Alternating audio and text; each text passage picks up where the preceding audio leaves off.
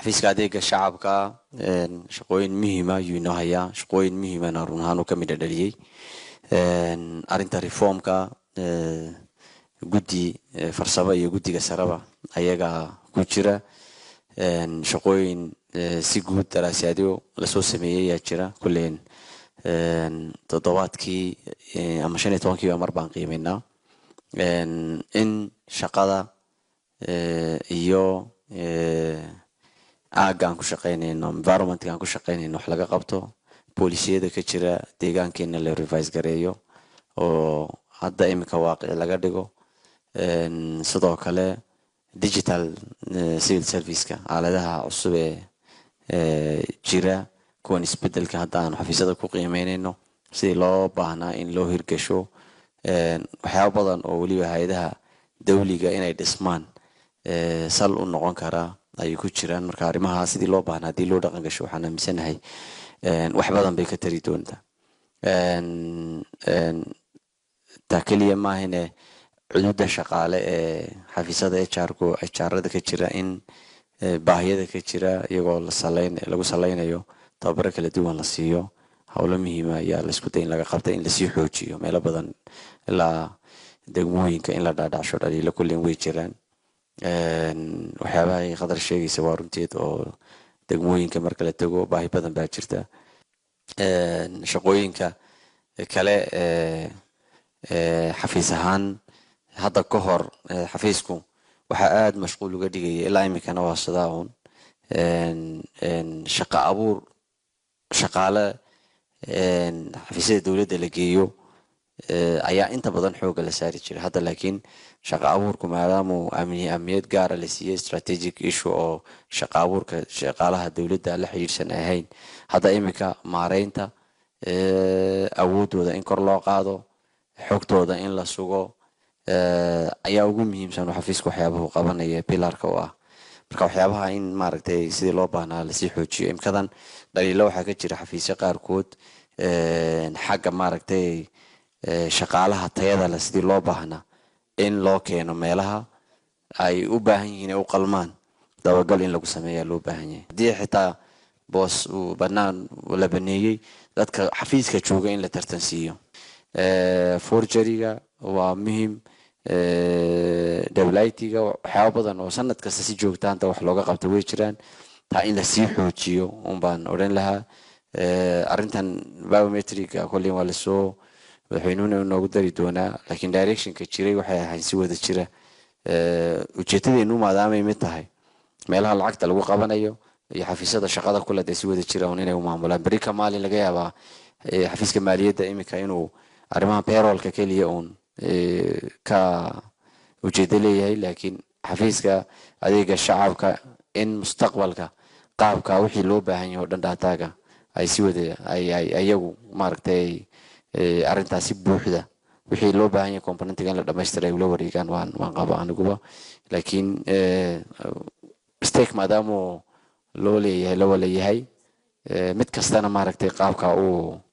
yara danaynayo si wada jira qaabka wixii jira gashi loo baahna la dhammaystiro laakiin maamulideeda hadhowta dee meel waa inuu ku ekaado saddexduba hawala maamulaan laba odhan karayo management maareynta maxaan ku dhahday institutka shaqooyin muhiima ayuu hayaa hadda oo weliba isbedelka marka lagu sameeyey hogaaminta imika joogta run ahaan firfircooni ay la yimaadeen intaynu badan kulley waanu aragnay meesha hadda korse ahayd iyo imika say tahay isbedel aad u muhiim ayaa ka muuqda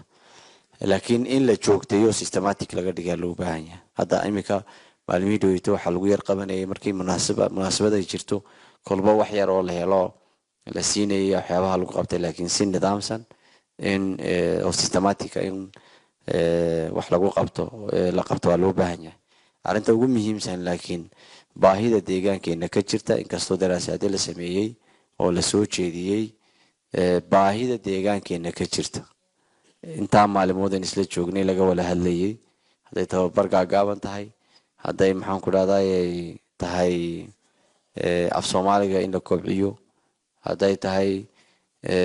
awoodda xeer ilaalinta waxyaabo badan oo nu ka wada hadalay baa jirta marka annagoo baahida ka duulayna in maaragtay la diyaariyo tababaro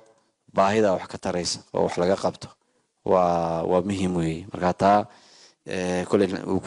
waa lagu guda jiraa oo kulliyadda tababarka wax badan ayay qorshe ahaan lagu soo daray waxyaabaha kale ugu muhiimsan oo waxyaabihii lasoo jeedshay ah jaamacad deegaanada in la sheegay in kala garanaayo markii Oromia State University laga dhigayay deegaankeena yimaadeen sidaa buu ahaa khibradda anagana laga qaatay xogaa in yar waxaad arkaysaa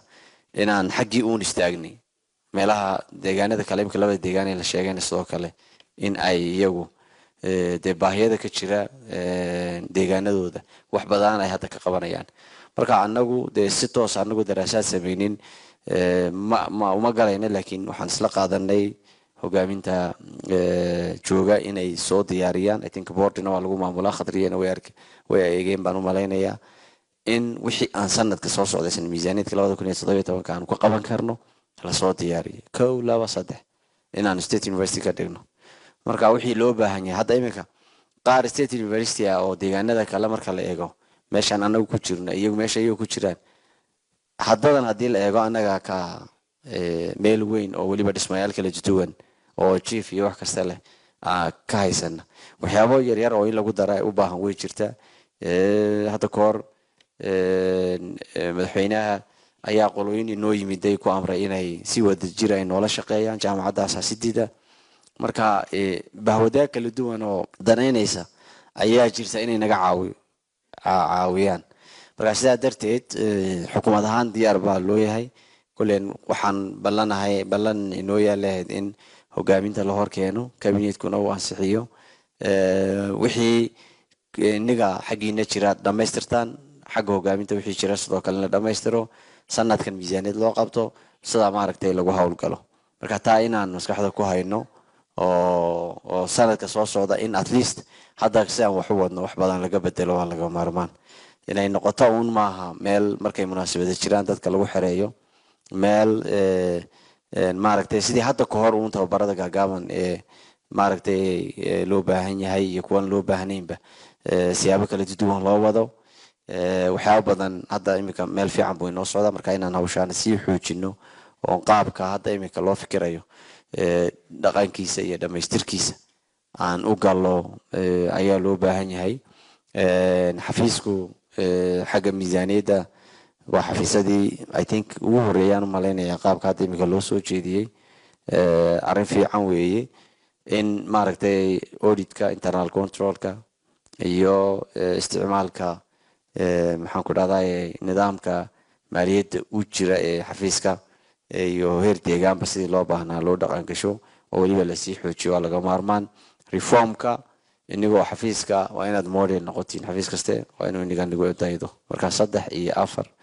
xafiiskiinu markuu model noqdo baa kuwa kalena sidayadan u sameeyna oran kareysaan kaalayo sidayadan noqdo oran kareysaan marka taan laftigeedu inaad model ku noqotaan baa loo baahan yahay wad mahadsantiin